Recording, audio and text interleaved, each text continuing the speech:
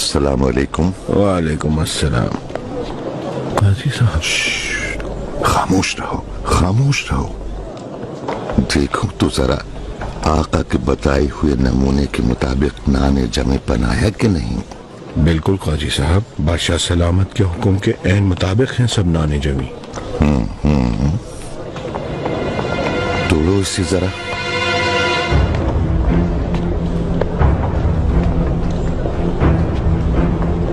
ये बिल्कुल ताज़ा है काजी साहब। आला, वाह, नाने जमे आका के हुक्म और कानून के मुताबिक तैयार किया है तुमने। रब तुम्हारे रिस्क में बरकत दे। बहुत शुक्रिया। नान भाई साले साहब को दी गई सजा के बाद कोई भी गुस्ताखी की जरूरत नहीं कर सकता काजी साहब।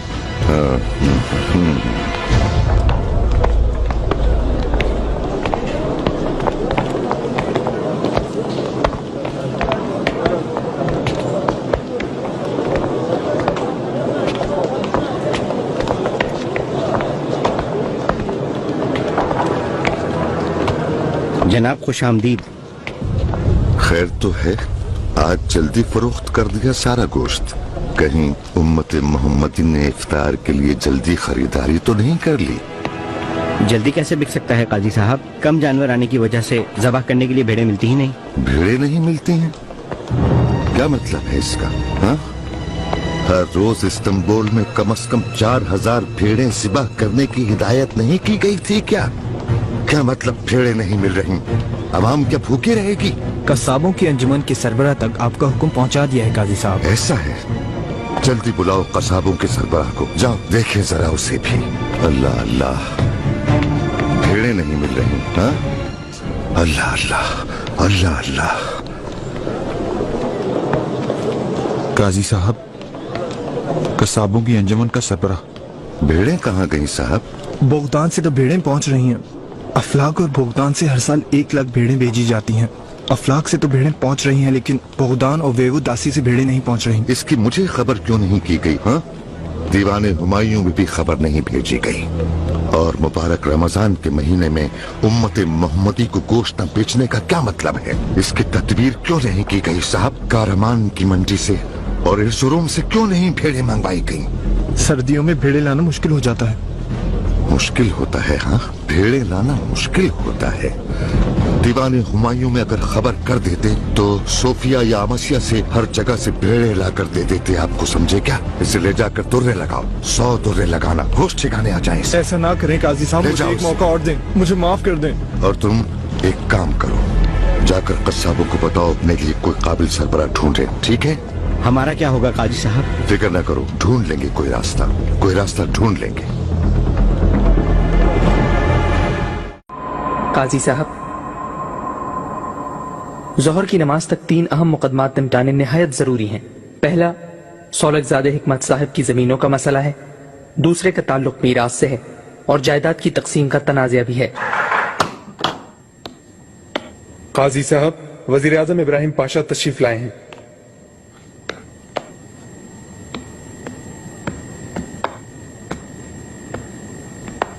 आपको सुबह बखैर काजी साहब। आपको भी सुबह खैर वजीर आज़म मोहतरम। लोग आपके दरवाजे पर मुंतजर हैं। आप काफी मसरूफ हैं, मैं ज्यादा वक्त नहीं लूंगा आपका। अस्तगफिरुल्लाह पाशा मोहतरम, आइए। जाओ।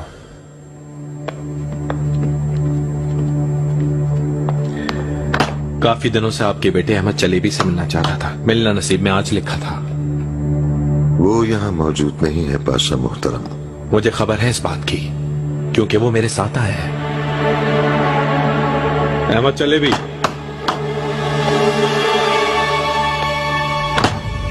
आओ यहाँ करीब आओ।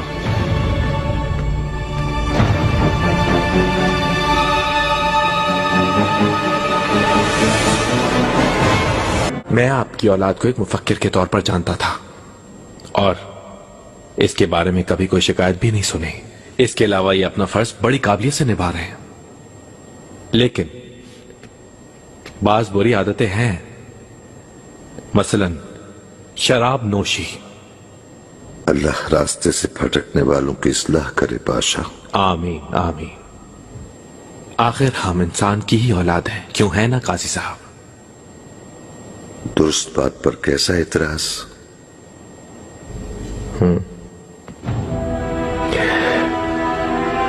अगर कोई शख्स इस्तांबुल का काजी भी हो तो क्या फायदा? उसकी औलाद तो मैखाने में मदहोश पड़ी रहती है। और एक शख्स ऐसा था जो माहिगीर था पारगा में, लेकिन उसकी औलाद इतनी अजीम तुर्क सल्तनत के वजीर आजम के ओहदे पर फाइज है। इस पुल के नीचे से अभी बहुत सारे पानी को गुजरना है पाशा मोहतरम। अहम तरीन बात इंसान का किरदार है। अगर किरदार मजबूत है तो एक दिन सिरात मुस्तकीम को पा लेता है। अगर किरदार मजबूत नहीं है तो सारा आलम भी अगर मिल जाए वो गुमराह हो जाता है।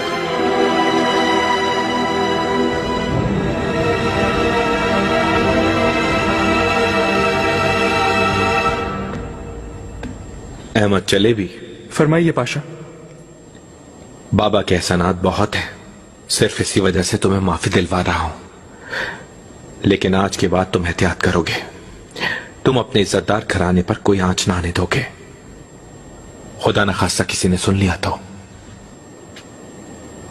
तुम्हारे लिए बिल्कुल अच्छा नहीं होगा।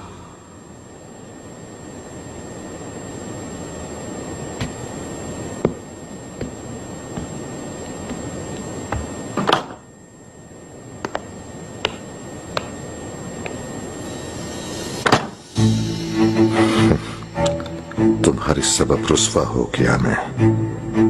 पैदा ही ना होती तुम जैसी औलाद। अहमद, मेरे बेटे।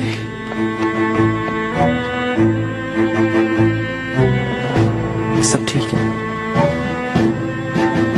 तुमने खुद को तो जलील करवाया ही करवाया, हमें भी जलील और रुस्वा कर दिया। फिर निकाल दे मुझे घर से, छूट जाएगी आपकी जान। ऐसा ना करें साहब, नादिम है अपनी गलती पर, आइंदा कभी दुख नहीं देगा आपको। मुझे दोबारा नजर मत आना। निकल जाओ मेरे घर से अभी और इसी वक्त।